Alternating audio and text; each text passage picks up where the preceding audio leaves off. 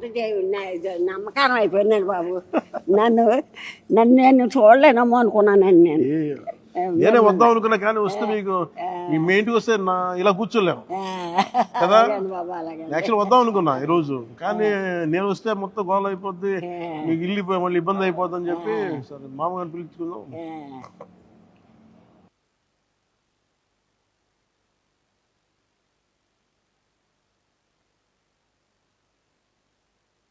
Sir మీకోసం ఇది check ఒకటి ఇస్తున్నా, ఇది మీరు బ్యాంకులో వేసుకోండి 50,000 రూపాయలు.